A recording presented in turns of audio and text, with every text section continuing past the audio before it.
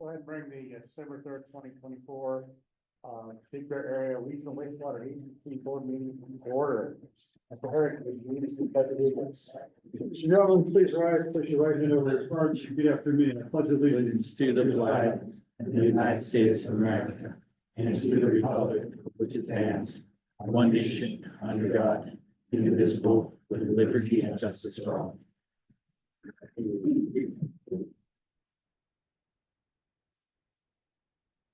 Okay, a motion to approve the agenda.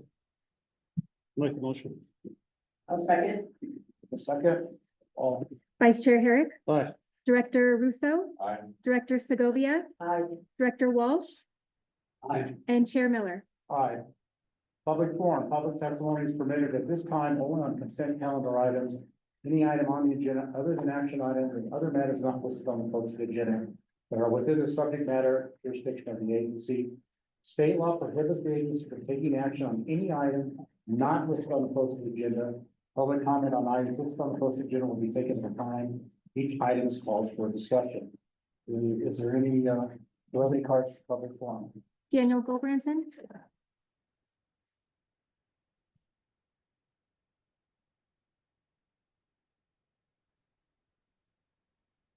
See everybody here. And I hope everybody got a copy about the from this SB Sentinel about our city council and the things they keep doing. Last time I was there in the last meeting in November, I was gonna be like a pinata, but you know what? I love it. It seems like it's okay to cross the red line with council people supporting our city manager. You can say and do almost anything he wants without any recourse. I hope everybody gets to read this because it's going to be around. And there's going to be many other ones too. Because one thing I enjoyed was listening to some of our council people go on at the last meeting. And that there's people that you can't take a little abuse and they think, oh, it's great that, you know, we're only making $300,000-400,000 with pennies. So I'd like to know what that red line is, and how many times we're gonna have to get sued. And the basic thing they said is that, well, everybody makes mistakes. How many times? How many times you make mistakes? So I find it kind of curious that seems like it's just nothing but cover ups and CYAs. And now they're talking about bringing up again about people on the committee. The thing about our council, you never know what kind of trickery they're gonna do. Kind of like the toilet to tap thing. You know, what tricks are we gonna take on that to end it? Gonna have another bank of DBK lawyers sitting here in another next meeting? Because that was great the last time you had 4 of them sitting here. And then now they're gonna bring up at our next meeting about people being on the committees. What kind of trick? We had already worked on that several times and now you want to bring it up again. So I just look forward to see what trickery you're gonna do that time. Maybe to change people like.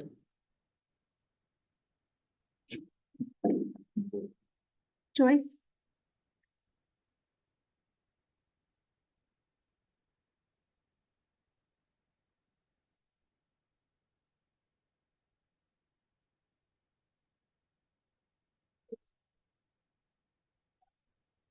Congratulations to Kimmy Segovia on your 89% landslide victory.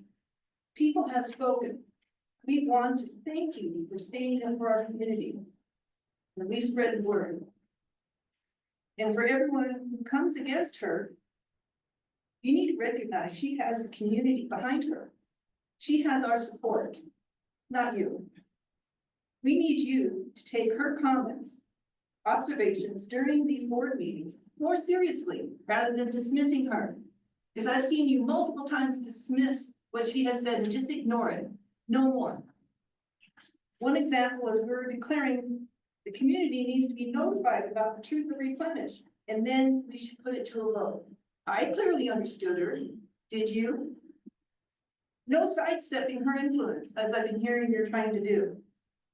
And these lawyers right here, I want to make sure you understand, the people have voted for her to come here and say what we want her, you know, what needs to be said. And I've been hearing stories about her being sidestepped. And I want to make sure you protect our rights, that her voice will be heard. Make it a point. And I want to thank you guys for this wonderful material that you hand out. It is very much thanked. I thank you very much, and thank you for taking care of our community, and thank you. Tom, I would like to reiterate what she just said, because it's the truth. And I would like to also include Larry Walsh and Mr. Russo in that, because they do care about us, unlike some of us do. They just want us to be spending money that isn't ours. And one thing I do want you to know is that Donald Trump is the first president being sworn into a republic and not an incorporation. No more corporation law, administrative law written by the government for the government. That's just not right. This is not our law. Our law is the 1849 California constitutional law, written for the people, by the people. It's time you guys just quit spending our damn money, period. Because the more money you spend, the more we go in debt, and we go in debt, and we go in debt, and we go in debt. That's gonna end, thank God.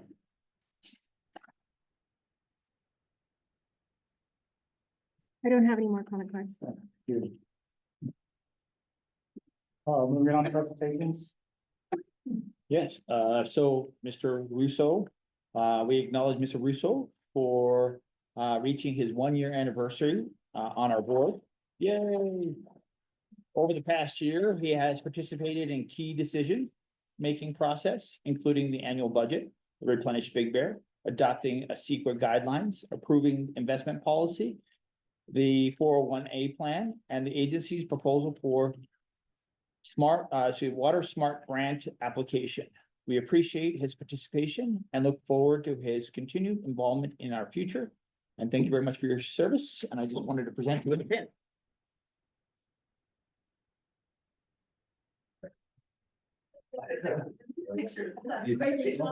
Oh, yeah. Mine? I'll take a copy of that.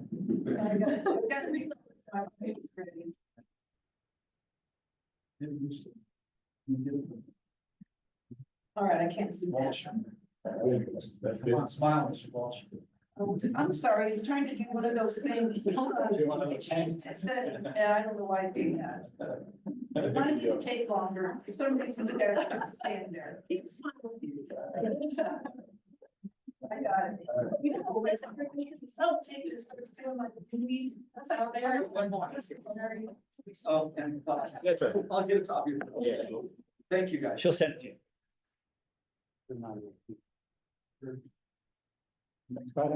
So just let the board know, we received the District Transparency Certificate of Excellence by the Special District Leadership Foundation. So just to let you know, it's for our website and accessibility.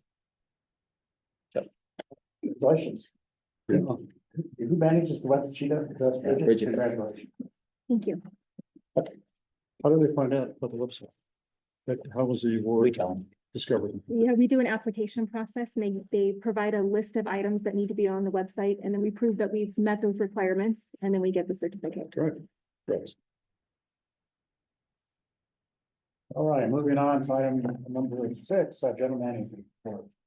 You know, the only thing I wanted to highlight on the general manager's report this period, unless there's any other questions, Just this weekend, over the holiday, we received an average of about 2.5 million gallons per day. So we definitely saw a lot of people up here. We were out in the village, kind of looking around. And I saw a lot of people during the tree lighting ceremony. There's a lot of people at the restaurant. So I think it was a very, very successful week up here in Big Bear. And it really showed in the flow rate that we got here at the agency. So just wanted to mention that. Unless anybody else has any questions about the general manager report. You know, I know that when Steve Schindler was here one time, I talked to him about how that translates into the number of people.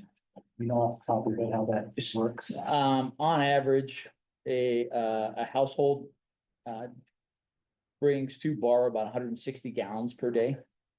So we could, the extra about 1 million gallons, we could divide out by 160 gallons per day and figure out exactly what that translates to. But it's probably, we could do some quick math and figure it out if you really want to know. But No, I was just curious, because I know we'd come up with some numbers at one time that says that the facility actually serves a city of the size of about 60,000 people based on the volume. And that's, again, on a holiday weekend, it's not uncommon for us to see somewhere that, that 100,000, 125,000 people. But to do up 1 million gallons, we're probably, we're in that 60,000 range, if I had to guess. It's probably very reasonable. Any comments or questions from board members? All right, let's move on to the consent calendar. All matters listed on the consent calendar will be enacted by one motion at the appropriate time. There'll be no separate discussion of these items, and a detailed discussion is necessary. Any governing board member may request that an item be removed from the consent calendar and considered separately. Do any of our board members wish to remove from the consent calendar? All right, seeing none, do we have a motion to approve? Move the item. I'll second. Motion and second. Roll call, please. Vice Chair Herrick, Aye. Director Russo, Director Segovia, Aye. Director Walsh, Aye. and Chair Miller. All right. No items have been removed from the consent calendar. We have no old business, so we'll move on to new business. Roof replacement project, we got both bid and award. Yes, what the board has before them tonight is to reject the lowest bid and award to the second lowest bidder. During the review process, it was determined that Miles West Plant had a B license and required for commercial businesses, the commercial installations of roofing is an A or C 39. So he didn't have the qualified licenses that we needed to install. Unfortunately, he's a local contractor, so we're disappointed in that, and I think he's gonna pursue getting the additional license for the future. So with that, we would recommend the board reject the lowest bidder and award it, and then authorize the general manager to award and negotiate and execute a contract for the roof to Right Way Corporation, the most of the responsible bidder, meeting all their qualifications. And this action is in accordance with the bid specifications and the protest review findings. So I'm available for any questions. Comments or questions from board members? All right, anybody from the audience wishing to speak on this? I'd like to know if you've given that contractor adequate time in order to obtain that license, if it would take, because a lot of times if you have one license, it doesn't take much. It's just a little paperwork, and I want to know if you've addressed that with him. We did address it with him, and unfortunately, he couldn't come up with that license. Right, we'll bring it back to the board. Your motion to approve. I make that motion. I'll second it. Vice Chair Herrick. Aye. Director Russo. Aye. I'm sorry, Director Russo? Aye. Thank you. Director Segovia, Aye. Director Walsh, Aye. and Chair Miller. Aye. Item B, allocate 50,000 to support the capital improvement development plan from the contingency fund. And Bridget Burton is actually gonna give you a presentation.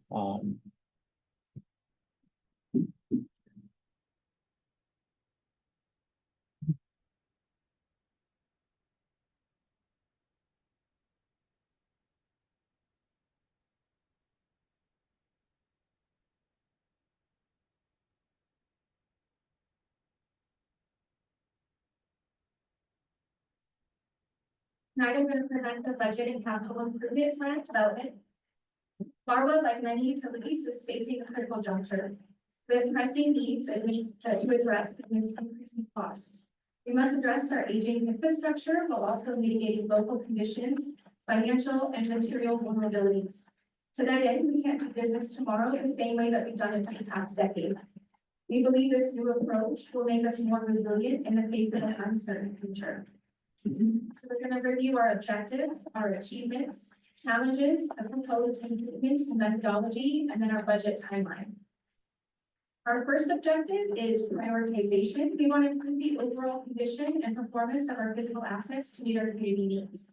Next, we want to optimize our resource allocation by ensuring efficient use of our financial resources by prioritizing projects based on urgency, impact, and available funding. We also want to improve our cost estimation accuracy by utilizing reliable methodologies such as the Handy Whitman Index to create precise budget estimates for upcoming projects.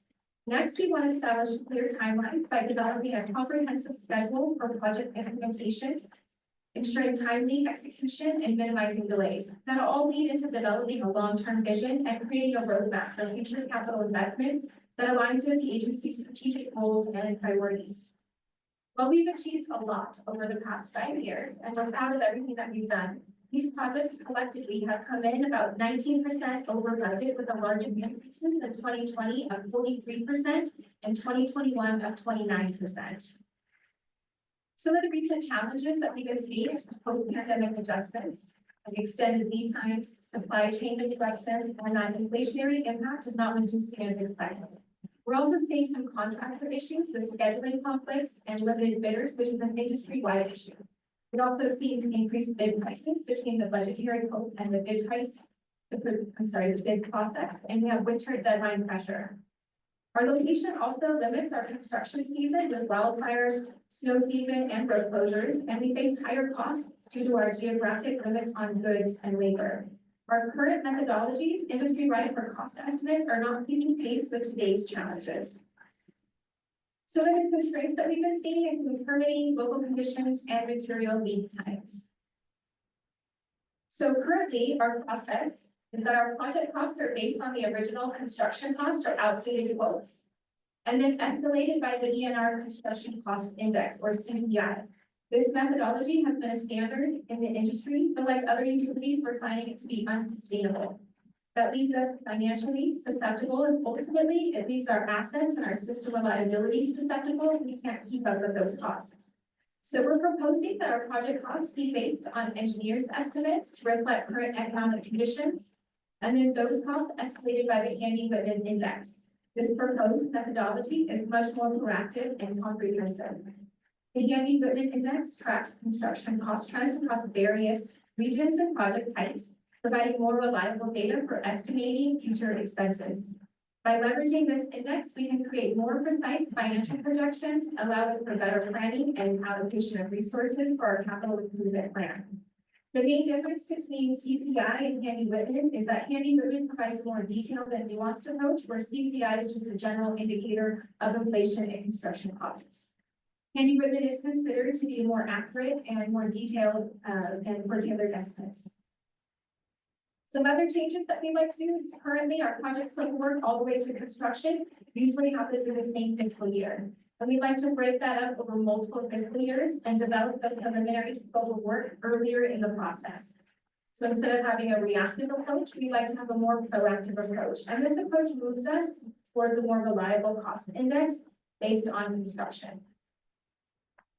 So what does our budget development process look like? First, we're going to assign each project a priority. The highest priority projects will be addressed in the next 6 years, and the rate study will allow us to fund this effort and address those escalating costs. Prioritization will allow us to be more strategic on how we can save money by bundling projects or achieve efficiencies by weighing urgency, impact, and available funding. Next, we're going to develop estimates, and these estimates will be more nuanced and comprehensive. Our CIP development process starts with 1 to 3 steps or spans 1 to 3 years. The initial estimate included in the 20-year CIP will be based on a broad conceptual framework. This estimate will become more refined as the scope of work is further defined in steps for years 1 and 2 and finalized in step for year 3. The engineering plan and funding plan are developed side by side and adjusted or refined as the project progresses.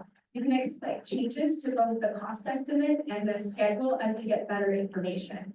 We would also like to consider multi-year and on-call contracts. Budget and cost estimates will be a continuous process, adapting to project developments and economic conditions to ensure accurate financial planning throughout the project lifecycle. And within the next 3 fiscal years, our budget estimates will be refined for the entire 20-year CIP. You can expect multiple benefits from this new methodology: more accurate estimates, better financial oversight, project phasing over multiple fiscal years so that we have better data to work with. And one thing to be aware of is that it may result in the necessity for additional carryovers. We will start the RFP and bidding processes much earlier and encumber funding in advance. This will allow better projections as we can fine-tune cost estimations and adjust the budget accordingly for projects that will be constructed in the following fiscal year. So today we're asking you to allocate funds for the capital improvement development plan to incorporate this new methodology and allocate funds for the rate study. The target date for project estimates in the 6-year CIP and the rate study completion is January, so we can be prepared for the budget workshop in February and the adoption of the budget and rates in March. In summary, we plan to move further towards a proactive approach in both project planning and cost estimating. And this multi-page approach to the CIP allows us to be better prepared to address local conditions and industry-wide market challenges. Understanding this revised approach informs their consideration of both the CIP prioritization and development effort as well as the rate study. I'm open to any questions that you have. Questions? Walsh. For the slip line project. Weren't we very far off on price, and wasn't that developed by the engineers? It was developed by using a different cost index to escalate those prices. But yes, I just want to understand a little better. It sounds like it's going to slow the process down. Can't hear you. I don't think it'll slow the process down. A lot of the work will be done on the front end now as opposed to the back end. So that we can get a better scope of work, we can get those estimates and escalate them to the fiscal year that we're going to be constructing them in a more accurate way. And how do you handle something that just pops up in broken piece that we might have here that we'll throw everything on? It'll be pretty similar to the way that we do it now. So we'll have to move some projects around, but it'll be easier for us to escalate the cost for those current construction projects when we move into a further fiscal year. Okay, and if that happens, what some of the information you get, won't it become stale? No, with the Unwinding index, the way that it works is it details specific items or material items and labor. And so when we do that preliminary scope of work, we're going to have a very detailed scope of work to escalate. And we use that index to escalate it further. So it's a much easier process for estimating once it's set up. So 6 months down the road, use a different number from the handy, whatever. Yeah, it it is. comes out twice a year, but we'll be using one of the indexes. But yes, essentially we can do that. Okay, thank you.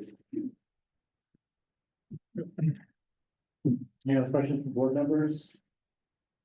Anyone wishing to speak from the audience?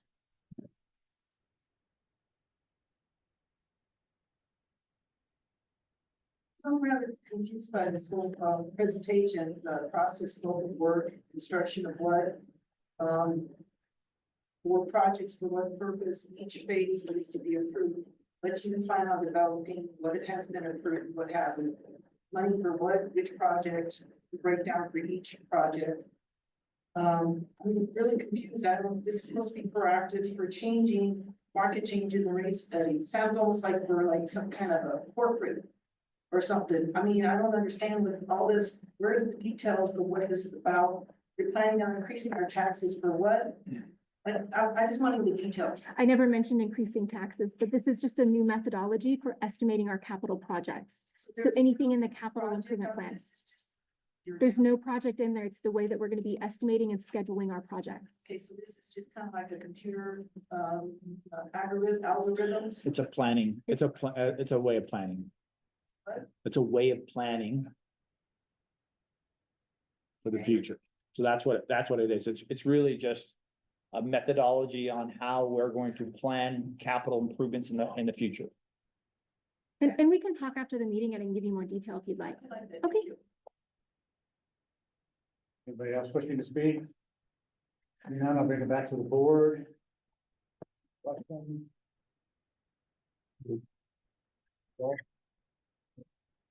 Suppose this falls under the state variance for technical, where you don't have to get 3 bids. It's a professional service, yes. And are we hoping that they will save as much as the cost of this?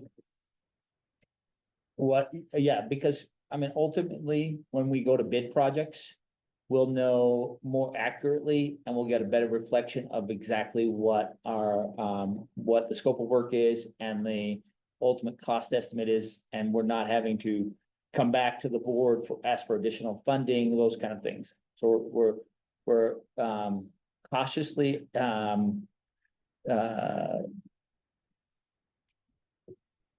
confident that we can do a better job in estimating our projects going forward this way. Again, COVID had a couple weird blips. We saw, 43% increase in costs in one year. I think it was 29% in the following year. I mean, those are kind of cost escalations that I don't think anybody could have anticipated. But that's what we saw in some of our projects. I know CSD saw some, huge increases in some of their existing projects and projects they put out to bid. I know the city did as well. So, I mean, it's pretty reflective of the entire valley and, of public agencies in the entire valley, how, bids had come in. Well, on the one side, it's presented as being adaptable to the changes. Right. The contrary view would be that if you didn't target. It is, but I think it's a better, I mean, if you look back through history, some of the numbers that we have in our depreciation schedule, we have over 600 items on our depreciation schedule. In that depreciation schedule, we originally, the original estimates were developed based on what it cost to install them back in the 70s or 80s, depending on what item we're talking about specifically. And then that cost was brought forward. Obviously, those costs have changed and the installation costs have changed. And so we're trying to adapt to that new, change with this concept. Thank you. You bet. Okay, go ahead. Go ahead.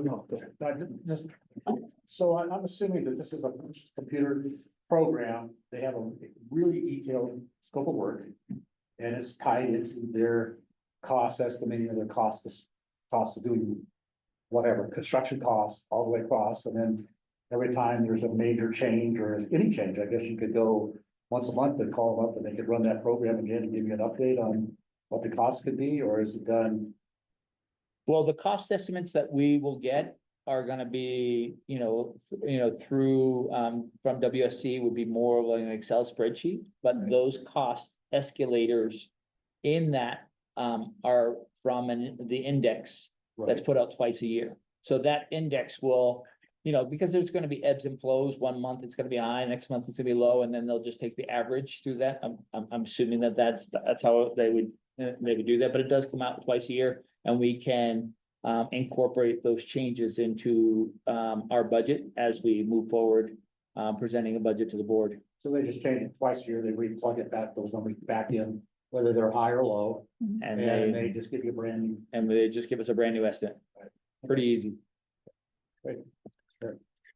So I'm trying to understand what the final project is. Is it a software that we have, or is this? It's a capital improvement plan. Okay, It's an updated capital improvement plan with updated costs relevant to the project. okay. So will that happen with every project? Every project that's in our capital improvement plan, yes, it will. Okay, so the 50,000 invest for the entire capital improvement No, that is actually only for the next 6 years. for the next 6 years. And once you have that, as things change and you want to go back to them, are there extra expenses that might pop up at that time? Well, I mean, ultimately, our agency usually deals with a 20-year CIP program. So we'll be looking for the next 20 years. This will give us the next 6, but then after that, we'll be developing the next 20. So that's obviously a much larger project. We have a priority list for the next 6 years, and that's what we're going to focus on. Especially because that's what our rate study will incorporate into our rate projections for this next 5 years. Okay, I'm just trying to wrap my hands around it, maybe a Yes. little more. So you have a project as part of the CIP and it's not going to start for 3 years, but it's going to be part of this program with estimates in there. What happens when you get to the 3-year period of time? Do you go back to them to have the numbers relooked at? It'll get refined as the project further develops and the design further develops. Just like any other project, it will get further refined and we'll have more specific. You know, we said there were 12 valves, but there are actually only 10. We said that this, 1,400 linear feet and there's 1,800 linear feet. And so that all get refined. And as we bring the project forward to the board, if everything is, everything will be, further developed to present the board with an accurate cost estimate. As I bring it forward to you, make a recommendation to go out to bid. I'll have a more accurate number in there. Okay, so when you do that, there'll be an extra charge from WSC for the time they're putting it into it. I'm sure, that is a design as opposed to this development of a CIP program. So the design will already have incorporated, some budget estimating from them. Yes, so there will be a different charge. I'm sorry, I should have just said yes. Okay, so, all right, so then when we get the CIP, that's gonna be based upon this information or this program, Yes, but that might change as we go.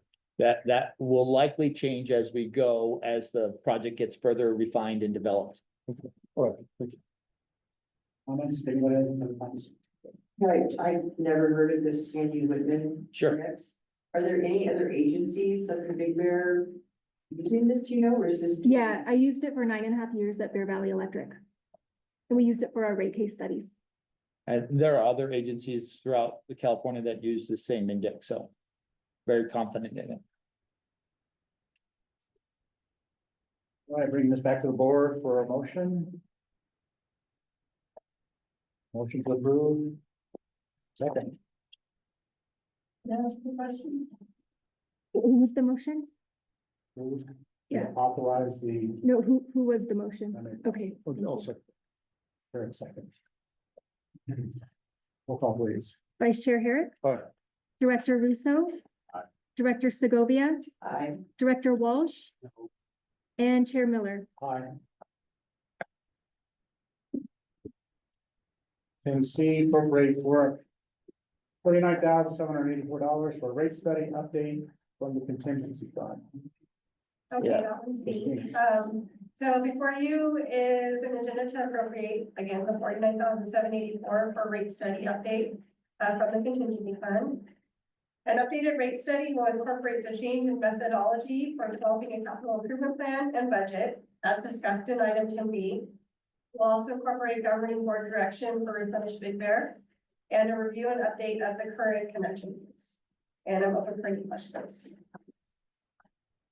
Questions from board members? I had a question. Yes.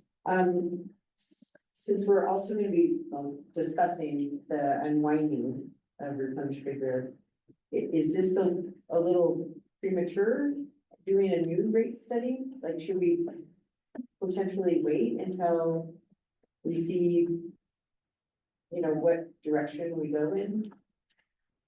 Matt, I believe that either way, due to our current methodology that we're proposing for our capital improvement plan, we're going to have to put capital improvements into our capital improvement plan. If the board chooses to unwind the project, then there will be several projects, several components of the Replenish Big Bear project that will be removed and then placed back into our capital improvement plan. So, you know, we're flexible with that whole piece, but obviously if the board chooses to unwind, then we need to do a rate study. If they choose, we're gonna have to incorporate some additional capital improvement into our plan, into our capital improvement plan already. So I don't think it's premature. I think it's a good time to do it either way. And then if the Replenish Big Bear project doesn't unwind, then it will also incorporate new grants that were received, the new cost estimate and those kind of things. So I'm happy to, you know, move one item behind. If you'd rather do that, and we could, you know, we can move this till after the Replenish Big Bear project discussion. Sure. Go ahead. I'm on your wrong side of it, because I keep on this way. Okay, so I was gonna ask that question. Is there any damage or any problem with delaying this expenditure? Until things are just a little bit clearer. We'll get some clarity tonight, I know that, but. We would need clarity tonight, but to incorporate any new rate structure into our budget, it really has to be awarded. Unfortunately, we don't really have a whole lot of time based on the fact that we have to present a budget by May 1st to our member agencies. We have to have a rate structure, whatever the rate structure turns out to be, but it has to, you know, one way or the other. If, again, depending on the direction that we get from our board tonight, we will have to incorporate something into the budget. Now, you know, if the board chooses and they want to just wait on that, on the entire rate case, the only thing I could suggest is that we move forward with the existing rate structure as it is, and not change, not change I it. would personally be in favor of that. So that's up to the board to make that decision on. And we can have just another discussion about it after the Replenish project discussion, if you'd like. You know, move it around, or just table it all together and keep the existing rate structure. But we Well, would, if there's an emergency that comes up, we suddenly realize we have to get this done, call a special meeting, and we did for this. I think we could probably pull that off relatively fast in order to give you the time to do it. But if we just pause for a moment, I totally agree with Kendi. It just seems wrong at this moment. is there anything else that, So I just wanted to add, this would give us the opportunity to start the rate study. Rate study does take some time, and we try to have a preliminary budget to the board by February, and then have it adopted by March, which gives us one extra month, just in case we don't get it adopted, have to adopt the budget at a regular meeting. So that's why we're asking for it now. If we push it off, we may not have time to get the study completed in time for the budget.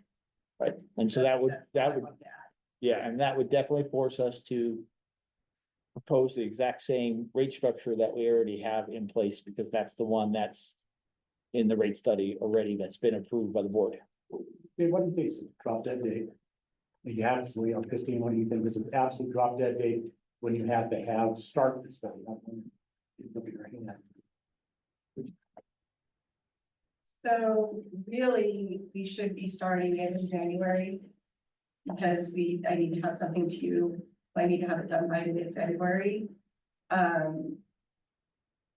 think the last time we did a rate study, it did get pushed off, and we were scrambling to get numbers. Is it doable if we push it off to January? Yes, it may push me off getting a budget to you until April, which that's the drop dead to approve the budget. So is it doable? Yes.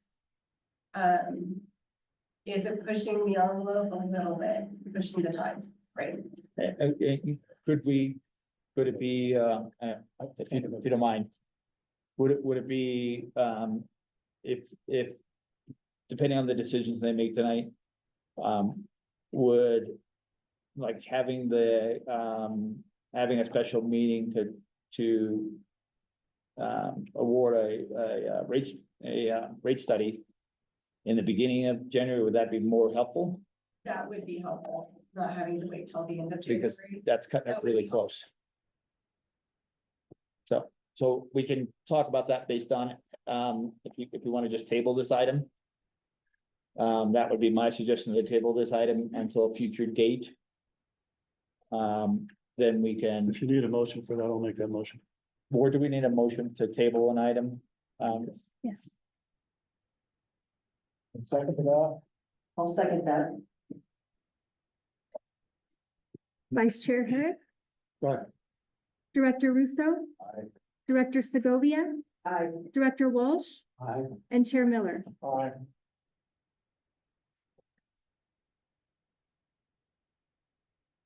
Discussion on Replenish bid fair unwinding process and alternative considerations.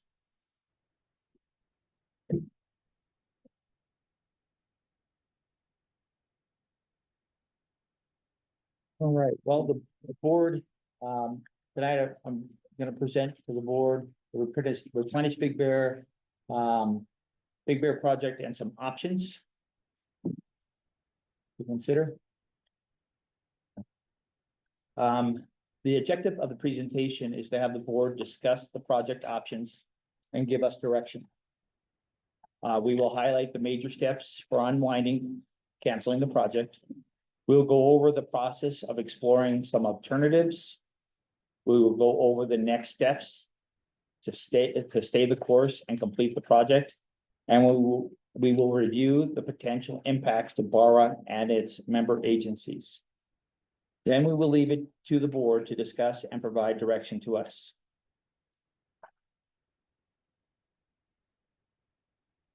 Option 1 is unwinding or canceling the project.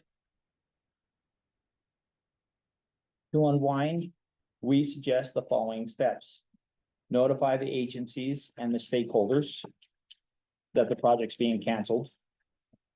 Negotiate the termination of the contract with our consultants.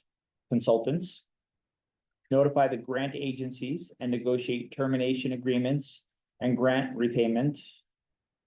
Notify the regional board of closeout and withdraw our application for an NPDS permit. Notify the EPA of closeout and withdraw our application for a WIFIA loan. And update our capital improvement plan at rate structure.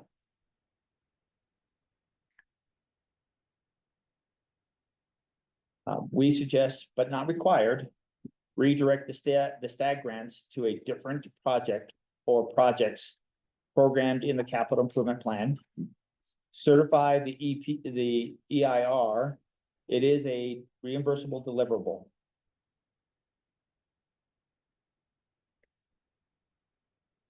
The program partners may be responsible for repayment of the grant reimbursements of $957,537.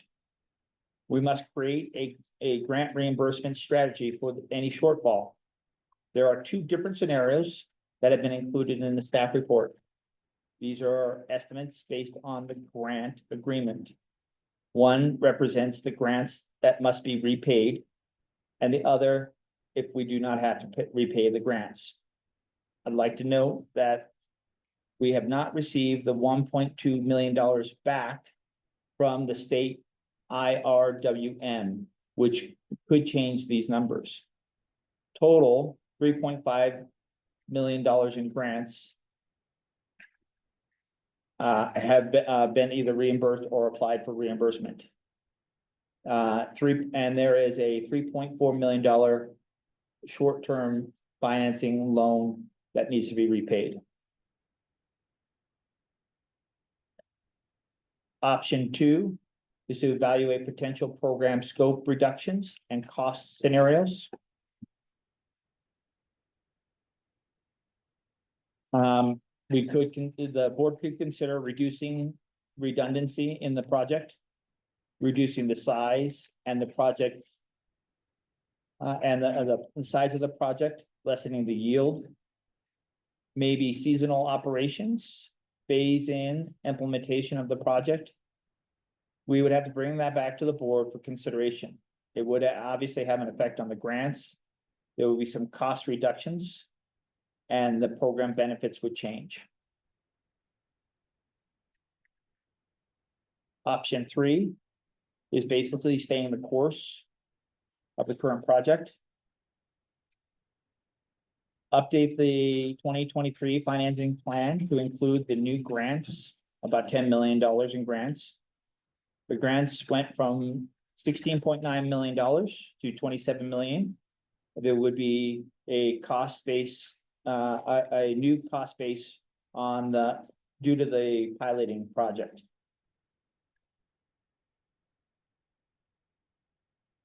Finalize the preliminary design, we would finalize the preliminary plan, finalize the preliminary design report. Update the project cost estimate based on the design identified in the preliminary design report. And present an updated rate structure and grants and cost estimate to the board. And in summary, option 1, unwind.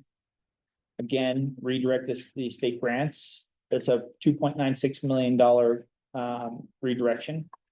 Certify the EIR, that's about $600,000.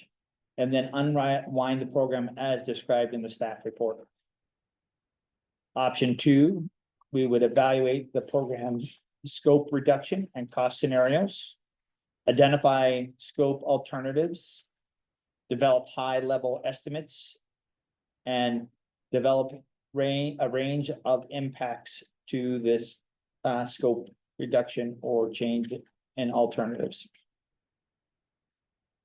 Option 3, update, stay the course of the existing project. We would update the financing plan for the governing board by finalizing the PDR, which is the preliminary design report, update the cost estimates, and prepare a new financing plan. With that, that concludes my presentation, and I'm available for any questions. Is that to the board, no questions? Yeah. Okay, so we're allowed to discuss it. Okay, first off says, replenish Big Bear unwinding process. I thought that, I don't even know how many months ago we said no, but, the majority did not want to continue. And I don't like the fact it says alternative considerations, but that's whatever. So, basically, we said no to the EIR, which means, and the rest of the stuff will continue to fall. And the unwinding process should continue. As I was told that, Bridget is here to, not only was she putting it together, but now that we said no, she has some time to take it apart, or unwind it. And I was just wondering, I know you said, Dave, that it takes a while to do this. I don't know how many months it's been, like 4 or 5 months since you said no.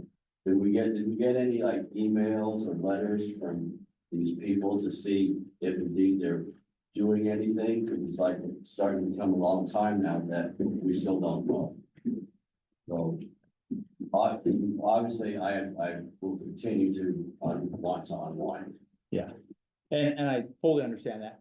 Again, the board actually needs to take formal action on the project as opposed to the EIR, just not certifying the EIR doesn't actually, kill the project, but it doesn't allow the project to move forward. We haven't been spending money on that project specifically because obviously there's been, continued discussion from the board members. So, and the other part behind it, there's still the repayment, that we've submitted, 9 months ago to the tune of $1.2 million. Obviously, that would have a pretty big impact on, the entire, borrower itself and the member agencies. The estimate right now that, if the grants need to be repaid, it's between $300,000 and $600,000, for each of the member agencies. I think it was it's fiscally responsible to make sure that, you are all aware of that. And that your respective boards are aware of that. Obviously, in the past, some of that information maybe didn't get back to your boards, but they should know that before you take action on that specific item to kill the project, to know that there is a financial impact to your respective agency by killing the project. So based on the fact that there was an outstanding invoice due to us, the EIR also is a deliverable.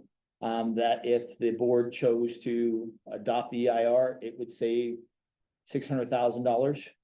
The fact that there is a financial impact to the member agencies, your respective boards, and I'm not sure if you maybe already have authorization to spend up to $600,000 to repay this project. That's fine. I don't know those things. And then there is a grant out there in the tune of $2.96 million that we have reached out to them. And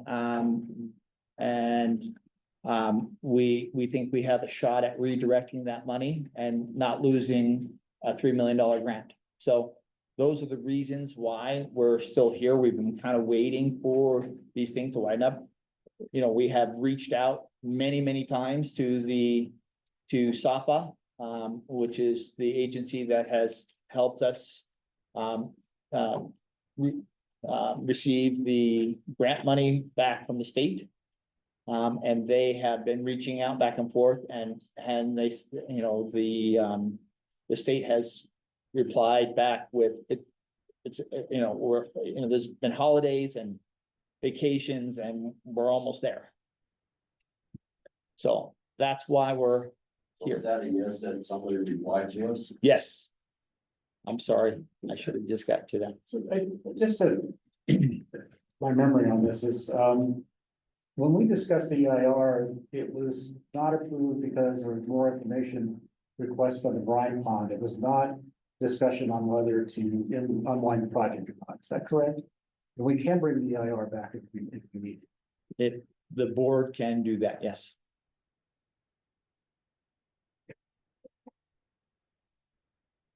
Questions? You mentioned 600,000 per agency. Is that, but then also you're talking about EIR, you said 600,000. 600,000 per agency to do what? So the shortfall, if you look at in the back of your staff report, there is some preliminary estimates in there.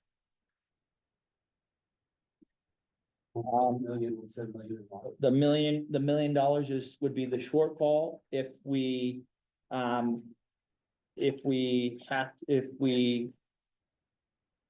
to pay back the grants. We're $1 million short to pay everything off on the project, but that includes CSD paying back the $19,883.40 that they've already received. So if you were to take this $1 million and based on the shortfalls are based on the EDUs and your, it would be based on the EDUs and your flow, just like the rate structure are divided up. So you were 48% or whatever the numbers were for your agency, you would pay 48% of this number plus that 319,000. So you could be responsible somewhere, it might even be about a little bit more than that, than 600 grand to your respective agency. So when we're talking agencies, you mean the DWP and the CSD? Nope, CSD and the city of Big Bear Lake, and DWP. DWP has 319,000 as well. MWD would be responsible to pay back $317,770.90. And then this $1 million shortfall would have to be divided up between the member agencies, which would be the city, CSD, and the county. But the county's not paying anything back. The county did not participate in they were not part of the project team. And they did not split the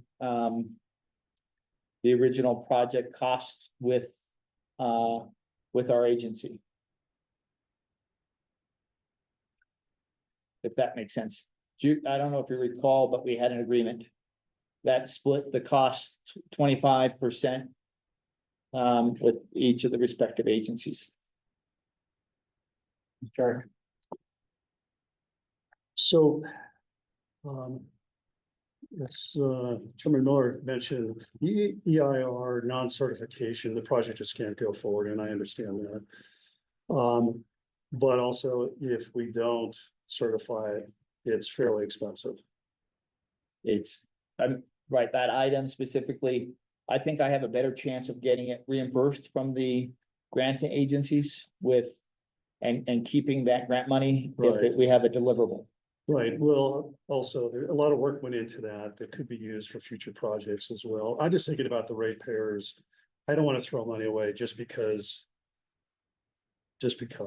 I'll say digging our heels in at a point where there's so many ways that this project is being stopped. I mean, I don't want to make a mistake by not certifying it.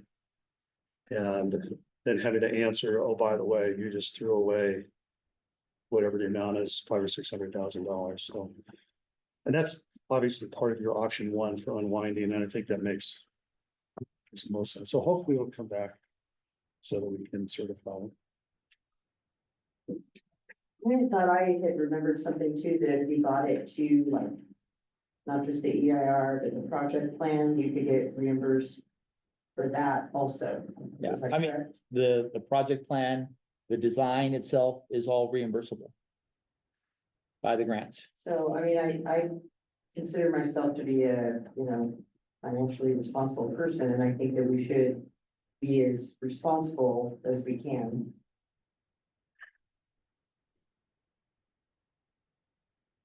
So in other words, get to the point where we actually are putting it out to get a real number. It's reimbursable. Right, I mean, we have these things that are deliverables that, and I know I tried to talk about this even before the EIR. That, I think we're to the point now, like, I don't publicly want to have to go out and at a city council meeting say, we wasted this money. When there were some steps that we could take to save the money. Just doesn't look responsible. No, I would chime in on that. And thank you for the report, Dave, it's pretty thorough, but in fact, it was a little bit stuck around my head about everything in there. The way I understand it is that in our budget this year, we had about $1.2 million worth of work going towards Replenish Big Bear, which we pretty much spent. And we were expecting that revenue to come back in from the grants. And if we send a letter right now out to all the grant people, saying we've killed the project, they're probably not gonna reimburse us for that money. I wouldn't, I wouldn't. I mean, that would, common sense would say. Plus, I think the language in the grants. Board members look at item number 11, the very last page. Let's see, that's where it's at. Page 53, you've got it. I've had withholding of disbursement by the state. If the state determines that the project is not being implemented in accordance with the provision of the grant agreement, or that the grantee has failed to any other respect by the provision of the grant agreement, then the grantee does not remedy any such failure to the state's satisfaction. The state may withhold the grantee all or portion of the state funding. Well, it didn't say shall, it said may. And I, from my viewpoint is I think that, you need to take whatever efforts are to recapture as much of that funding as we possibly can, right? We have the time to do that. Right, as it stands right now, the project's not moving forward. Because we've been given direction not to move forward. That's correct. So, I'm thinking that if we've got that money out there, we should try to get back the ratepayers. Otherwise, it's we're good. And I guess the other question I have is that this deficit really can't be rolled into the grid structure, right? I mean, it has to be paid up front. There's no way to. Well, our economic shortfalls that the agency, if we have an economic shortfall, we would take it out of our contingency fund. That would automatically, but our policy would automatically then require us to notify our respective member agencies that we have a shortfall and that this amount would be due to put that money back. So, I mean, And then probably this fiscal year, correct? oh, most definitely. Yeah. If we received a shortfall, we would definitely notify them and let them know this year we will be collecting this amount extra to make up for that Or shortfall. part of the budget process. Or Yeah. when you send the budget out, Right, we would- what you're saying. Exactly. Well, hopefully, when that happens, the number will be zero, or will be in the positive. And again, that depends on the board's direction this evening. Whether. You know, if the board's desires to unwind the project. You know, I know Mr. Russo has expressed that desire. But if the balance of the board wants to unwind the project. Then we will start to pursue that, notifying the grant agencies and the, WIPIA and all that kind of stuff. Again, these numbers don't reflect that 1.2 million, it reflects it in there that we're receiving it back. But that there's no guarantees in that whole thing, so obviously that would change the numbers a bit. And my finance manager reminded me of that. Make sure you remember this. When the discussion about the design, 3.96 million. Then you said that because they're not real quick about giving money, we would have to borrow 4 to 4.5 million. With a $60,000 loan origination. Which eventually ran it up for the 3.96, we were gonna have to pay another $1 million just to get it. Did we ever take out that loan? No, we have not. Did we complete the design phase? No, we have not. And am I right in understanding that you're saying right now? The agencies would owe 600,000 in order to close it out? Again, these are estimates that are in here. That there's your agency specifically, if I'm the only thing, if we have to pay back the grants. There's $1 million shortfall. I can't recall exactly what your agency's last year budget was, but let's just assume it was about 48% of the entire budget. If your agency was 48% of the entire budget, then it would be 48% of that million with somewhere around 460,000. I'm estimating, I can tell you exactly what it is. But again, these are not solid numbers because we still have an outstanding. So if you just, and I hate doing math in public, sorry to say that, but I do.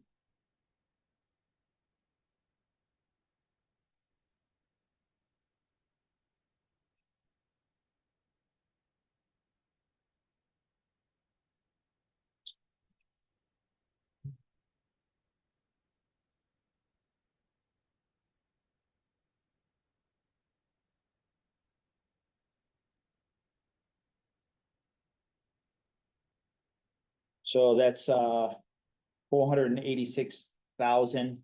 So plus 319,883. 40. So about 800 grand is what, if we have to pay back the grants and everything is exactly this way. Your respective agency would be responsible for a shortfall of about 800,000. And so if I'm hearing it right. When you talked about 47% burden on the plant by the city. 48% by the CSD and 5% by the county. Then you're also saying that that's what we're paying or we're expected to pay for the production of the replenished water.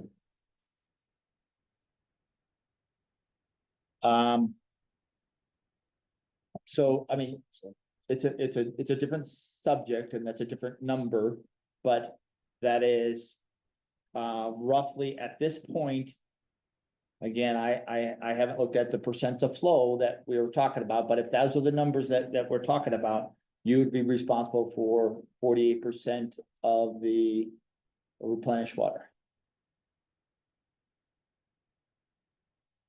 So just as we do right now with your calculations for your EDUs, it would be the same way.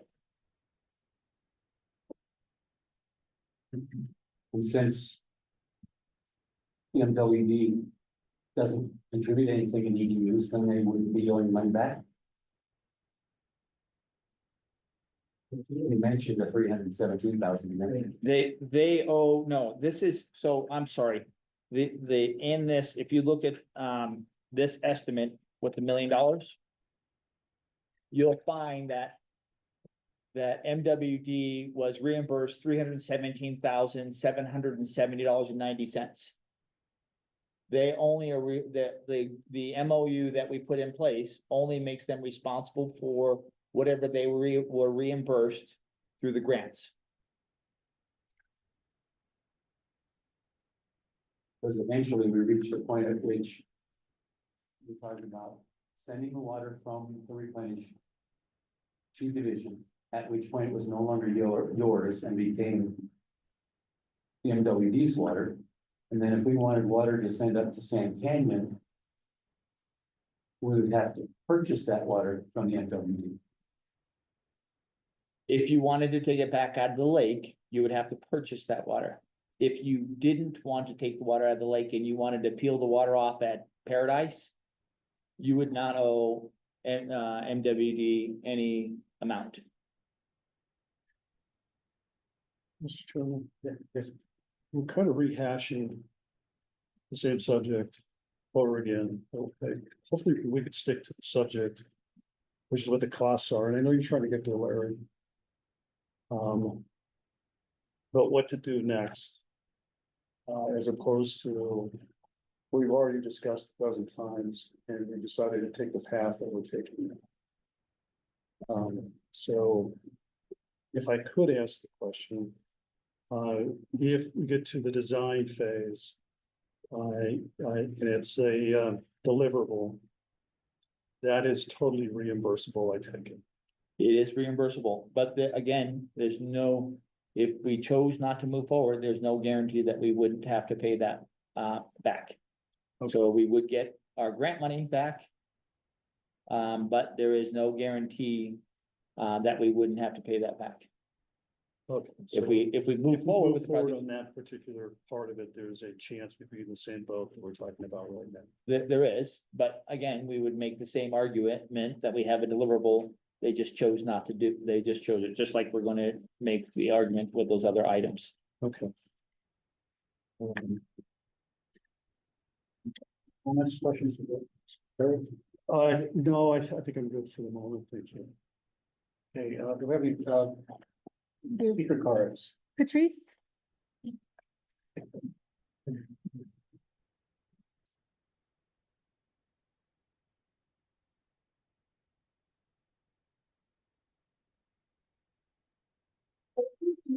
There seems to be a fundamental flaw in this board. The fact that there's 2 from city council, 2 from CSD, and 1 from the county means that you all represent your particular boards or councils. The decision that you've made is not your personal opinion. I have attended many CSD meetings, and I have never once heard a discussion about Replenish as a member of their entire board, except when the Whitfield loan verbiage came up. That was appears to me to be the first time the board even really understood Replenish. So it concerns me that while I understand, I appreciate Director Russo, Director Walsh stepping up, their decisions are their personal opinions, not that of the board. Because I believe that discussion should have been in public, not in closed session, not behind closed doors, however that happens. Moving forward, I believe this JPA should be constructed like the fire authority where everyone has their own opinion.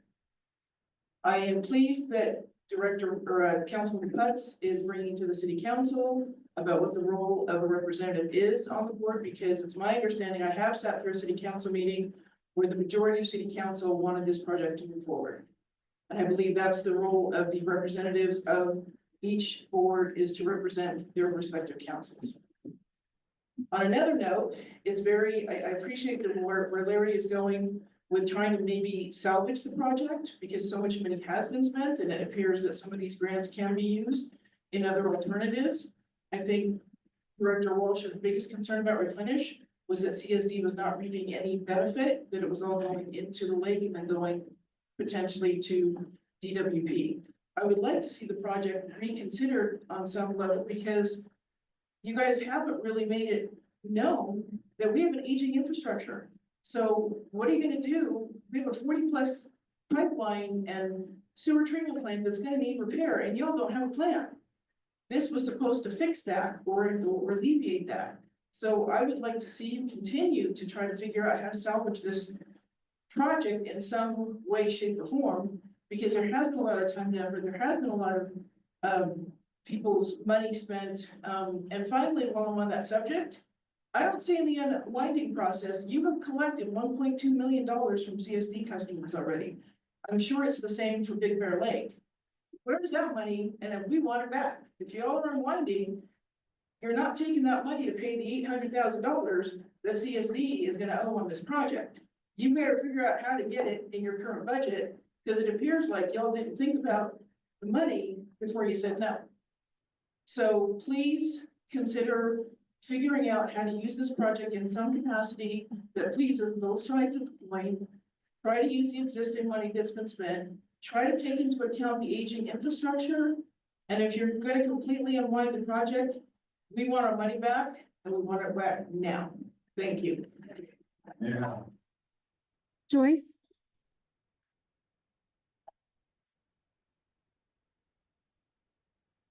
I've been at numerous meetings, CSD meetings, where they talked about Replenish. I've been in presentations about Replenish through the year, through the past year. So as far as environmental impact report goes, I believe it's in our best interest not to certify it, because those documents, those thousands and thousands of documents come back, they have mandates and ordinances all tied up into them, and we voted against it. I mean, the board has voted against it. I do believe that if we do proceed forward with a project, we're gonna have to change the environmental impact report anyway, because it was already stating that it would have to be changed if we did anything different than what they had already said. So that's just ridiculous to even think of moving forward on certifying that. So I keep hearing if we can get our money back, if the grants have to be repaid, if, what if, speculation, we could. Get the facts, and then present it to the board, because I don't think, facts are known, which is what you kept saying, you don't know what it's gonna be, you don't know if we can get our money back, you don't know if we can use it for another project, you just don't know. So figure it out. I'm actually tired of the state holding our money. It's our tax dollars, our money. That grant money belongs to us. Stop letting them make us bend to their will to get our own money back for our project. The state is broke. We might not even get that grant money. The state's broke because they're not managing their money. I guess that's about it. Thank you. Daniel Goldbranson?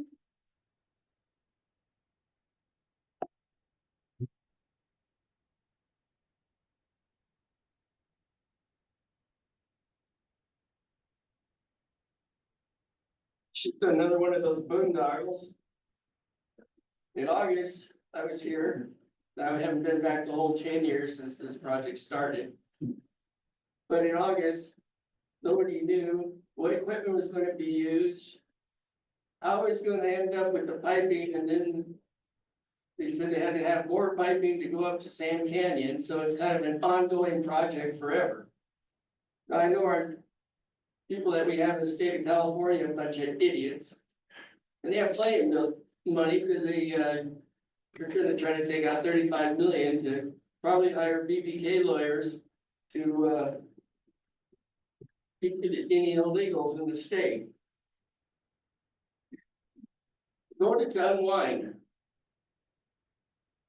But in that, there's also waiting to see if we could get a couple people thrown out of and change the council people to vote for it. They tried to hold back on one council member. He sued the city. Got his 24,000 back, and it probably cost him 50,000 in BBK lawyers that came down from Sacramento to fight him.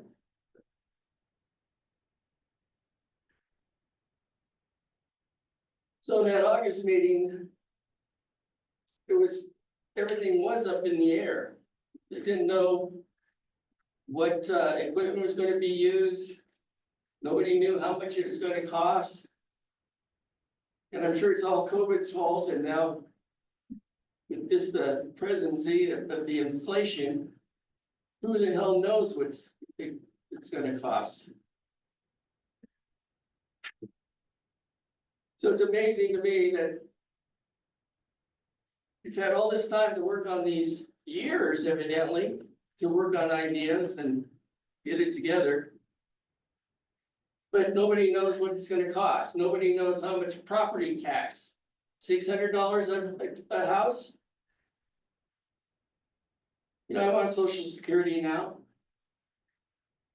And between inflation and maybe more property tax, and our city council always wants to raise taxes, get more money.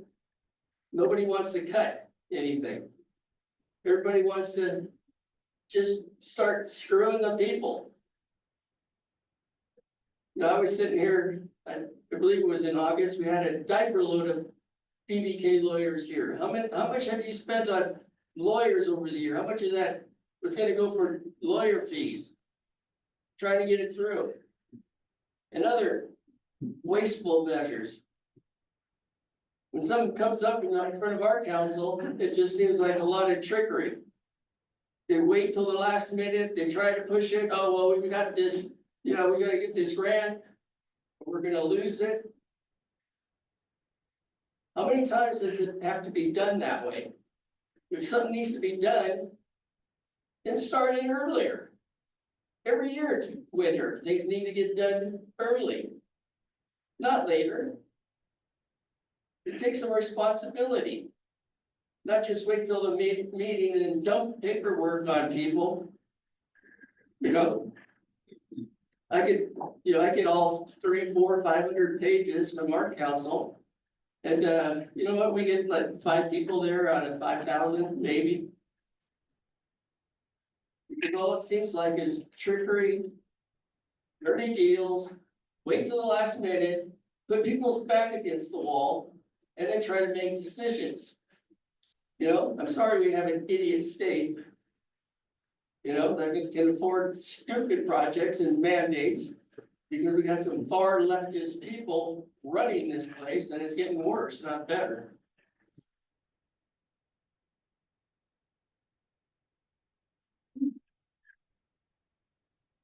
So whose fault is this shortfall? Because it's evidently over years project, and you're already collecting money on this beautiful word, replenish. Isn't that a beautiful word? It's toilet to tap. In Mammoth, it was flush twice. LA needs all the water it can get, which is probably a better idea.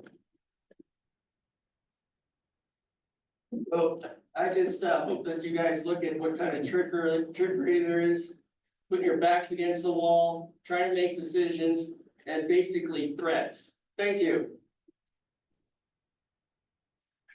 Christina Nels.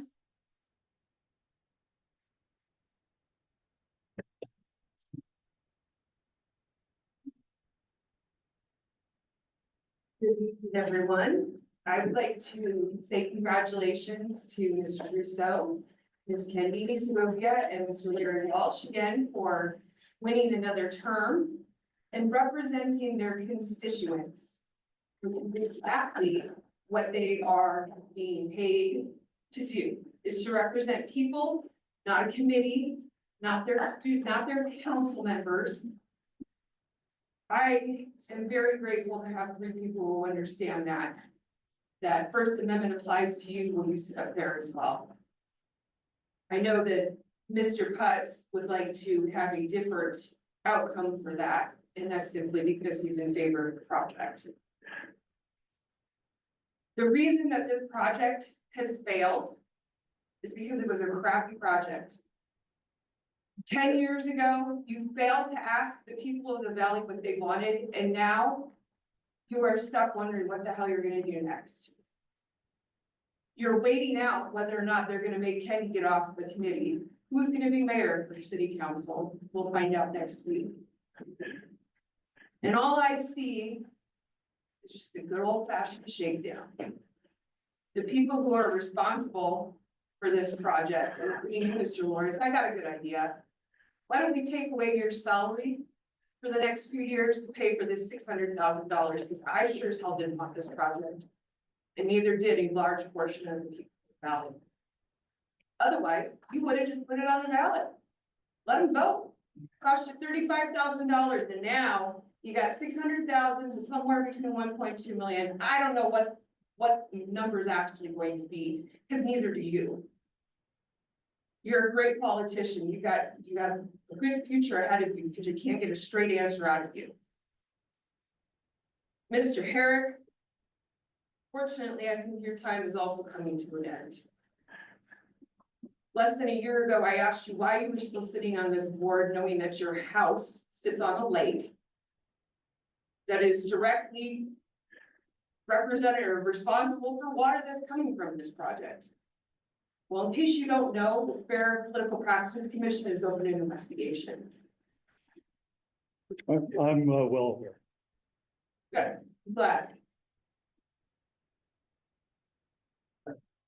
Be interesting to see what they seem to find out, because you told me at that next meeting that you talked to council.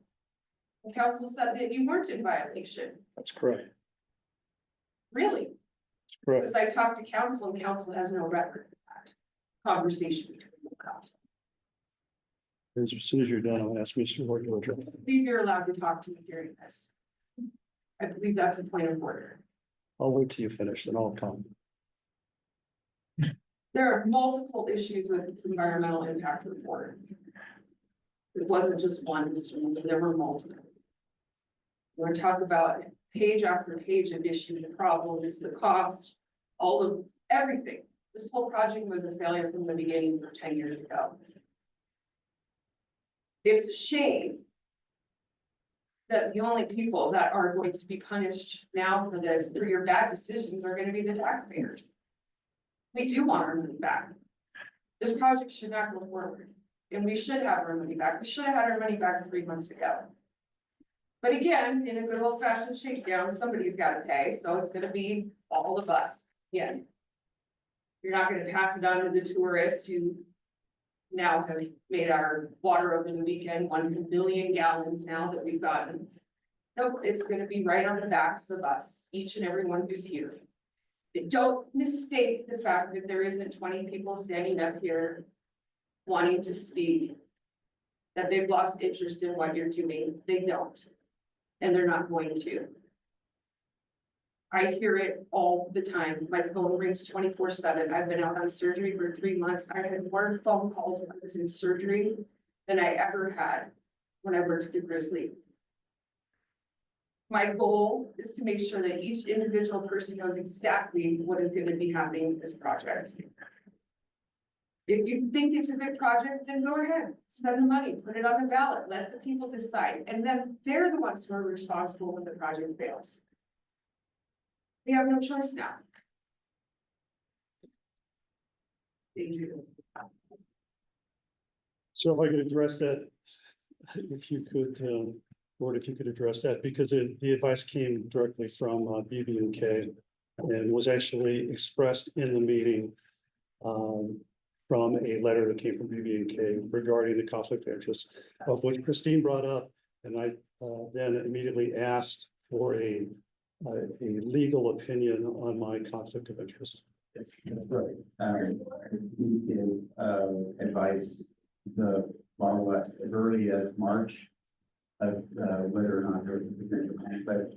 And I believe it was even discussed at the April meeting.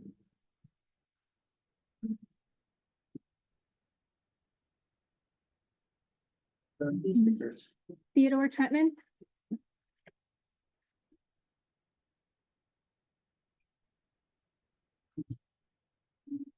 So today I paid $5,700 for my property taxes, I paid ahead.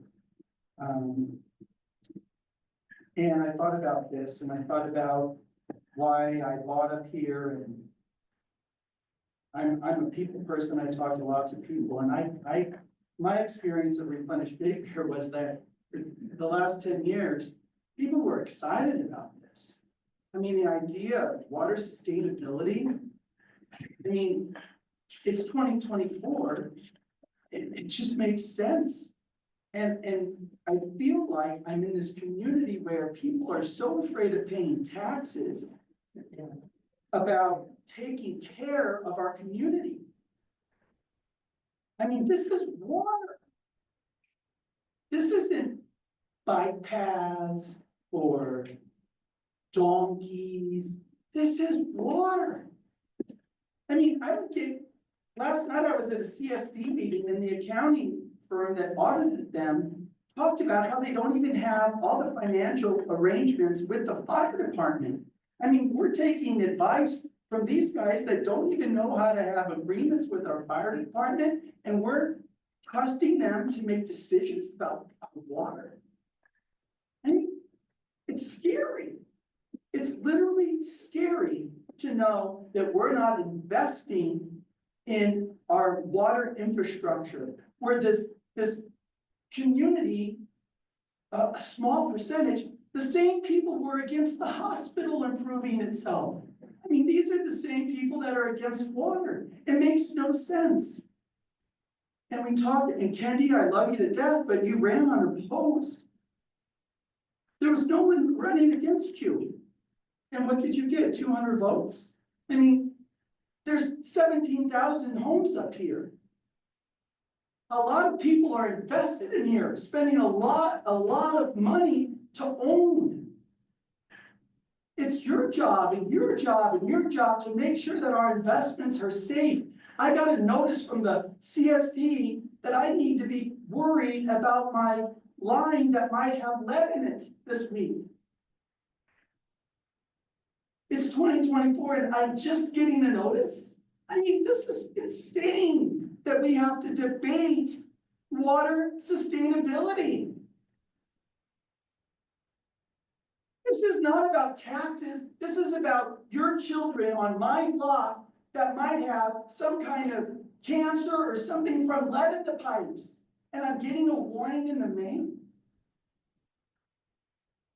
And it just so happens I get this warning after they finish the piping project, after they take all the pipes out. I wonder what those pipes were made of. We gotta invest. This is an investment. This isn't some tax thing. This is our water up on a mountain. I mean, let's just go out, don't go out to eat for a couple times and let's keep this going. I just feel like you don't have your priorities right. Are you thinking about your future? Are you thinking about your children? The kids? I got a great idea. Let's unfund the water company. That makes sense. Did you watch Aaron Brockovich? I mean, you guys are making the stupidest decision I've ever heard to let's take the money away from our water company. God, it's just stupid. It's the stupidest thing I've ever heard. Tom Sitton, I agree with every single person except for him. Okay, basically, this is what I'm reading here. Program partners maybe have to pay. If they have to pay, maybe they have to pay $300,000, okay? Who do they have to pay that back to? Our government? Oh gee, they're the right people to pay it back to. Our national debt right now is $38 trillion plus and still going up higher. So that's what we want to do. We want to pay more back. You get a grant is like bondage. A grant is like a bond, it's bondage, okay? You get the bond, you have to pay taxation, and you are enslaved to paying our government back the rest of our lives for some stupid ass little project like this one, to destroy our water system. Our government just prints money, they print out tons and tons of money, it's paper money, it's not backed by gold, by silver, or any commodity period, it's worthless. So they print a whole bunch of money, and then they say, oh, well, let's give everybody a big grant. And then we'll charge them interest and we'll pay back and we'll pay back and we'll get the money back. It's bullshit, and you know it. Anyway, anything that you do, any money that you spend, we are bonded to pay it back one way or another, no matter what you say the grant is. So I hear a bunch of different things. Oh, don't get the grant, get the grant, okay? But the main thing is that it is a lifetime of taxation to our people and to our kids and to our children and everybody else. It is a taxation of slavery, and that's what you do to us. Thank God they're going to be changing our government from an incorporation to a republic, period. Sandy Steers? You still-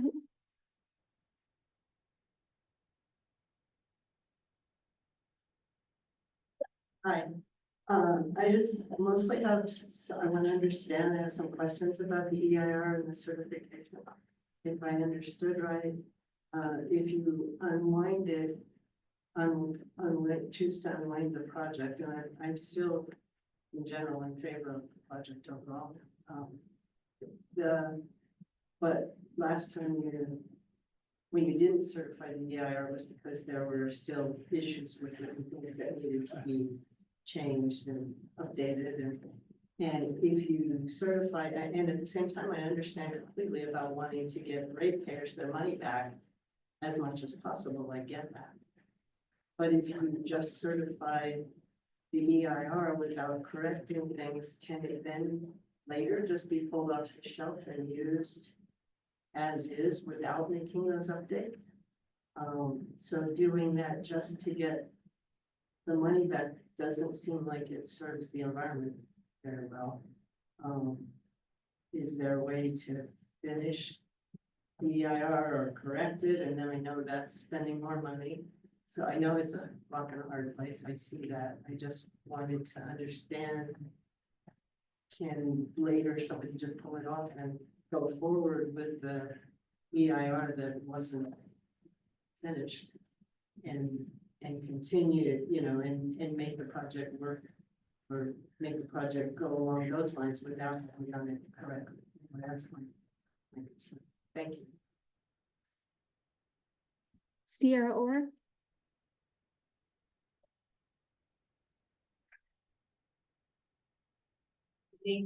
Sierra Board. I'd like to show appreciation to those members of the board who have shown consideration for certifying the EIR. It sounds like to Mr. Miller and Ms. Segovia may be in favor of certifying the EIR with the understanding that even by doing so, the project doesn't necessarily have to move forward. I'd also like to make the points that the respective agencies have already passed the rates to fund this project. And as people in the audience have expressed, that creates a frustration from the public when you're already paying rates for a project that's no longer moving forward. And by delaying the consideration of your rate study, there is the possibility that that rate study could reduce rates if you decide not to move forward with Replenish, because you're not having to pay those rates. So that's one point I wanted to say. You've already received more grant funding than you've originally planned for. When the original fees were developed for the public, you had $17 million worth of grant funding. You now have $27 million worth of grant funding, a 37% increase, which is considerable. And who's to say that as this continues, you may not receive additional grant funding. So to me, it feels irresponsible to kill a project based on cost when you consider to continue to receive additional grant funding and have not done the calculations to determine how much the revised cost would be to the public. To me, it seems like the responsible thing to do to the public is to at least reconsider the funding, which would be your option 3, to determine, is it really still $284 per household? Or has that cost come down or has that cost gone up? That seems like a responsible thing to do. The work's already been done for the EIR, you can certify that. You can even design and still not build it. You're still delivering, you know, a deliverable, something that you promised to your funders. And you do have a higher chance of recuperating those costs if you do so. In the meantime, I would say if you do decide to kind of take those small steps forward by certifying the EIR, potentially moving forward with the design plan, it also gives you an opportunity to do a community survey that's statistically valid. I understand and I agree with those members of the public who have said that you are here to represent not just your agency, but also your public and your voters. But unfortunately, what you probably hear is a vocal minority. People who show up to meetings, maybe those who are commenting on social media or come up to you at the grocery store. That's not a statistically valid sample of your representatives, the people who you're really here to represent, your constituents, I should say. And so if you do move forward, it's something that you may want to consider is actually doing a survey on the public. You don't necessarily even have to do an entire, putting something on the ballot, but do a statistically valid survey of all of those people who are going to have to pay those rates and see whether or not they're in favor of it. And then you can choose whether or not you're going to move forward or not at that point. I will also continue to make the argument that this valley is nowhere without water. Without the lake, or with reduced lake levels to the point where the docks can't open, with reduced lake levels that hampers the ability for the mountain resorts to produce snow. That not only impacts people who are boating and skiing and snowboarding, but that impacts restaurants, it impacts retail, it impacts hotels, it impacts the entire economy of the valley when we don't have water in this valley. And so you're looking at the future economic viability of this community, as well as the environmental sustainability of this community. I would also like to make the point, for those who call it toilet to tap, all water is recycled water, in case you didn't know. It genuinely doesn't come out of thin air, even though there is water in the air. You cannot create water out of nothing. All water is recycled, from the dinosaurs to today. It is all the exact same water. So you can call it a toilet tap all day long, but the fact is, it's all recycled. You don't get to generate new water out of the universe. What we have is what we have. And that's why this project is so important, because the costs continue to go up. From 20 years ago to today, they continue to go up and they will continue to go up. So I hope that you will reconsider that rate study tonight, because there may be additional costs by delaying it. And consider moving forward with the project to the extent that it is funded and that you can provide deliverables to your funders. Thank you. That's all I have, Jim. Yeah, I'll bring this back to the board for discussion.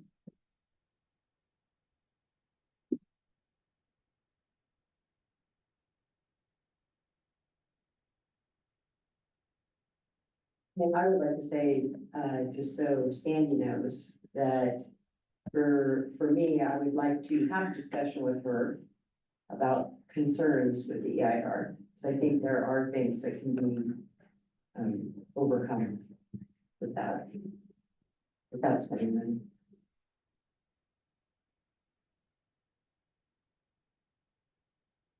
So this is not an action item.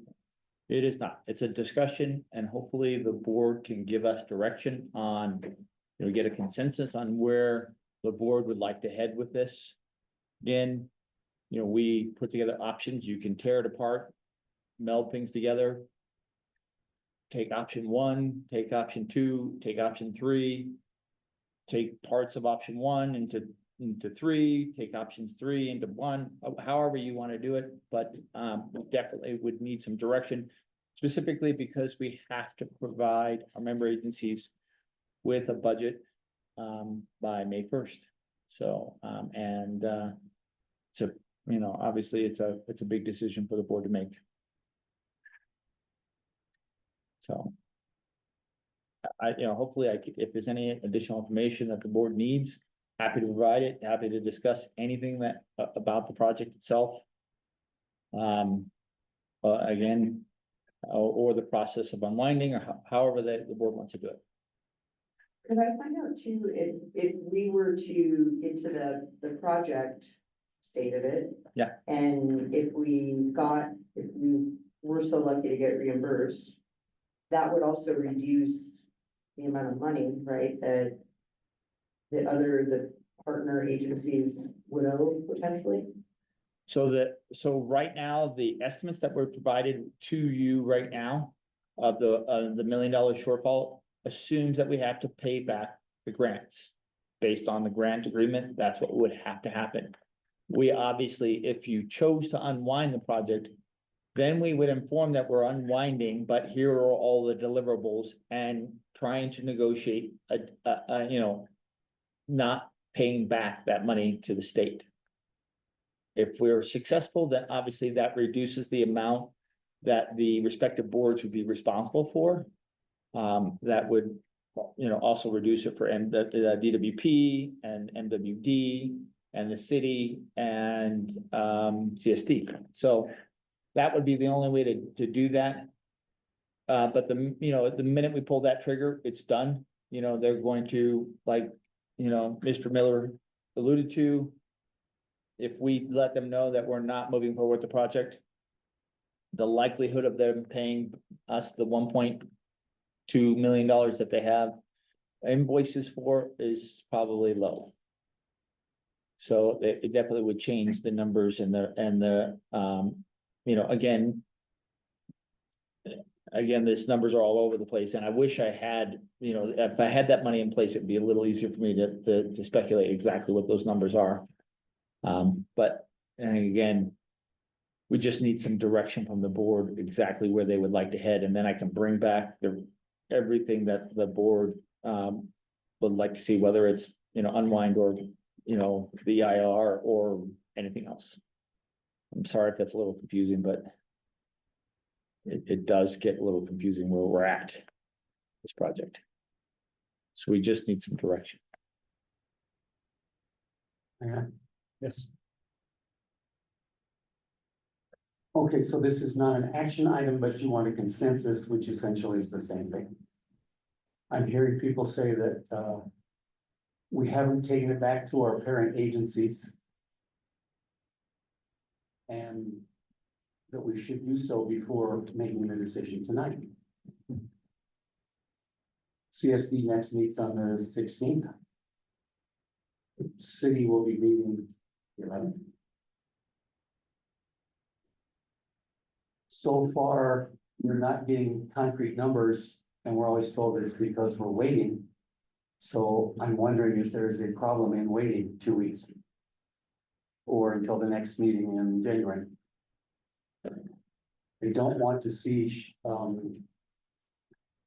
manipulation such that they hope they can evict Mrs. Segovia. So I'm not sure that I want to push this down the road. But I'm also hearing that people feel we are not entitled to make a decision based on everything we've heard over the last several years. How critical is it that you have this decision tonight? Well, we definitely, our concern is really to be able to deliver to the board a budget in February, a rate structure in March, giving a little bit of leadway for things that, board consideration, and at least by May, having everything adopted and move forward. That's my biggest standpoint, and giving the consultant the time that he needs to develop his rate structure. And so that's the concern that I have. I'd rather see this probably in early January to have an additional discussion. If the board would like to do that. Again, I'm just trying to figure out exactly what additional information I can provide the board that would help them make a better decision. And again, I can't provide concrete numbers until the board takes formal action one way or the other on the project. Does that make sense to you? No. No, it's a bill you can't. It's because the grant agency said that. Yeah, the grant agency, Grant agents, you're not gonna do it. You can't unring that bell, so that's the problem. They've between a rock and a hard place. I'm sorry to speak out there. We need to talk. to the grant agency. yeah, the grant agencies have said that we can't,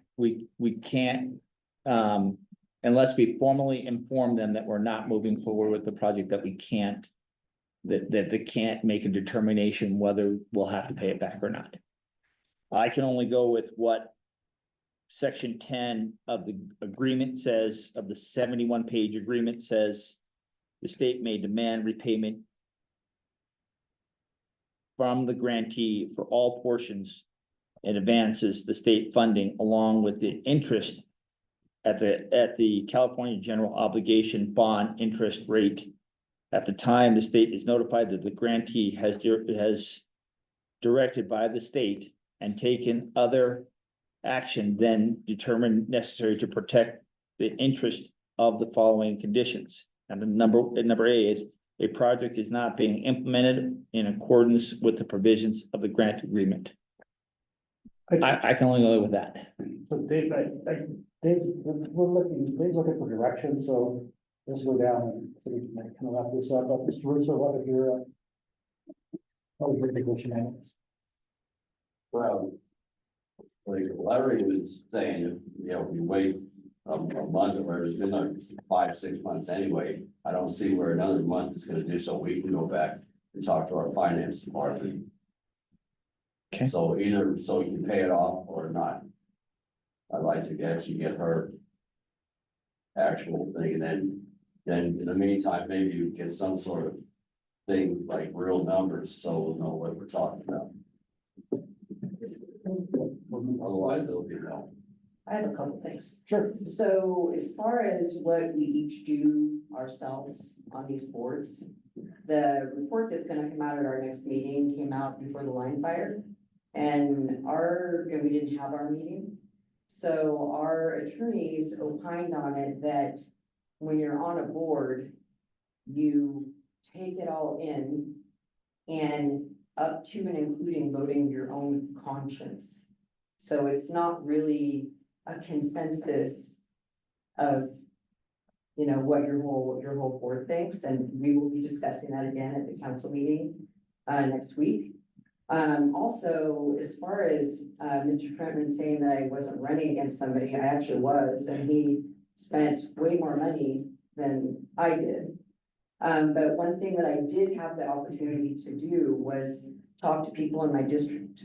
And every single person that I talked to, which was 249 actual people, and a lot of people had questions about why I voted the way that I did. And, I told them that I had issues with problems not being corrected on the EIR. But then we had very lengthy conversations with people on the project. I've read the whole EIR. I fully understand the project. I'm kind of geeked out on the project, actually. And I've had great conversations also with anybody that has called me. I've met with members of the Big Bear Lake community. My district is not 17,000 people. The people that could vote for me was 538 people. And I texted my husband just to make sure I got the number right. I got, let's see here, 293 votes. And I physically talked to 249 people. Was there another name on the ballot? Yes. Oh, I was told it was. And I mean, he was advertising on the radio, putting ads in the newspaper. I didn't do any of that. I, went old fashioned. I'm sorry, I Door was to told door. it was only. And it's a very diverse district now of higher income and lower income people, where it wasn't that way last time I ran. So, I do have a lot of really good feedback from people on the project. So I do know, where it is that I'm coming from. What did they say? Oh, I'd be happy to talk with you about it. She should have never had to run in the first place. Just look like move on. But I digress, but honestly, I would like to see the EIR, you know, move forward. I would love the opportunity to meet with Sandy. And because, you know, she did have, I worried about her too, so, I would love to meet with her. And, you know, kind of maybe see if we could, this is a big decision to make, to just. Yeah. Throw it out, you know. The city's set to meet on December 11th, CSD set to meet on the 16th. It's thoroughly within reason that a special meeting could be held the week of the 16th towards the end, and we would have feedback from our respective agencies. So I don't know that it's necessary to drop the hammer tonight.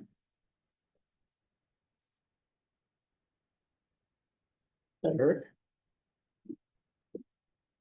Well, there's gonna be no consensus, sounds like, but I'll just throw this out. So obviously I'd be in favor of option 3 moving forward. Water is the most important thing that we have here in this community. I don't think there's any doubt about that. But with that said, I understand realities. And so I would then choose sort of a hybrid of option 2, but absolutely, I don't want to cost ratepayers anymore, so it's certified at the EIR. And couple thoughts, I think we're gonna land somewhere between option 2 and 3, I think. Just because I think we owe it to our ratepayers, you know, to cover as much funding as we possibly can. And I know, I don't, sometimes people think that working with the state and the grant people is an easy process, but I can tell you it is a very extremely difficult process. Even to get them sometimes to return an email or a phone call.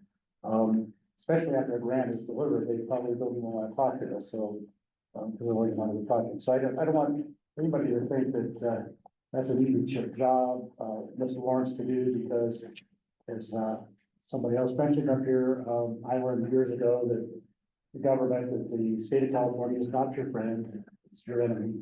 And you have to spend a great deal of time trying to figure out how to work around their requirements, their restrictions, and everything they impose on local citizens. I mean, that's just the way it's been.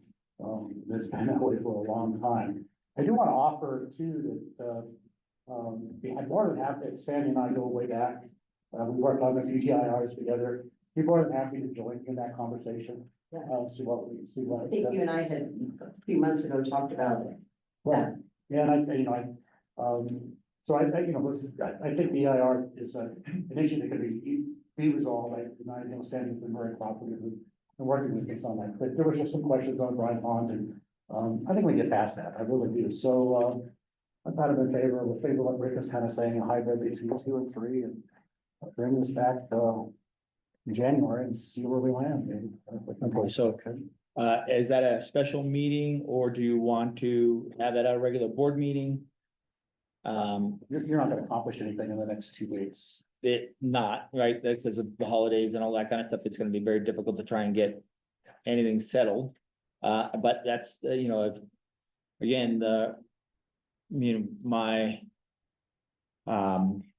recommendation would be to at least let your respective boards know that there is a potential impact, financial impact. So that way they're prepared for that, if it should become, if that's the way the majority of the board desires to kill the project, then they should be aware of that whole piece. Again, we don't know those numbers until we finalize it, until we actually inform those granting agencies. It's a very, I think, a rock and a hard place. That's a pretty good spot that we're at. If we get to a point where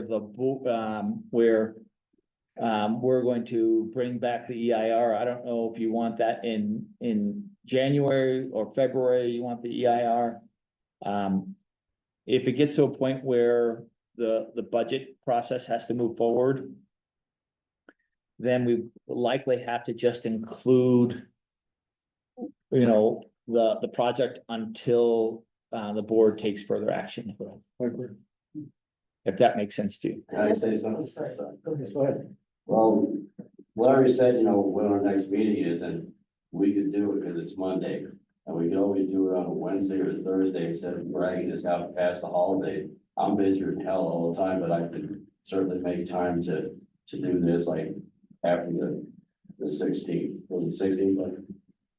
I'm not in town back in town until January 6th. I'll be gone. I too, for myself, I would just like to know, and I think it would be good for the public to know. Mhm. The things that were deferred, that were part of Replenish. How much are those things? You know, are, $7 and $8 million. Were the things that were taken out of our original capital improvement plan and put into this project.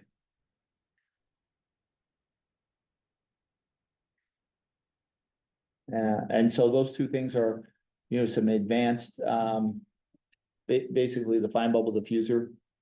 Was one of the projects that were originally put into and was in our budget.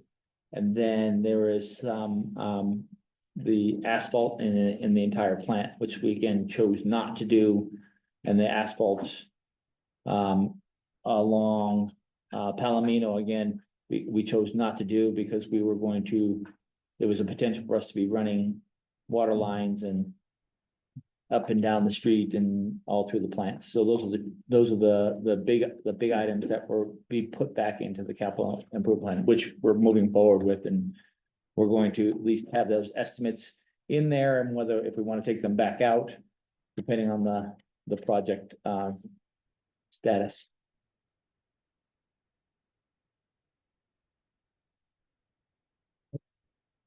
We comfortable with direction, I think we do the day, but I think we can just see where the next meeting is January 22nd, correct?